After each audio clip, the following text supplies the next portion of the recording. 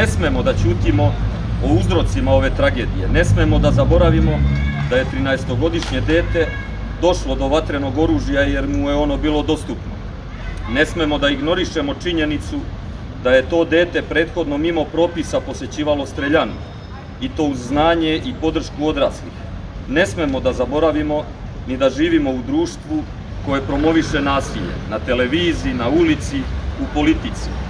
I ne smemo da zanemarimo ćutanje institucija koje ne čine ništa da bi se otklonili problemi koji se decenijski talože u našem društvu. Ova tragedija nije nesrećan slučaj, ona je posledica sistema koji ne štiti omladinu, koji degradira obrazovanje, koji ne poznaje empatiju, solidarnost i ljudskost.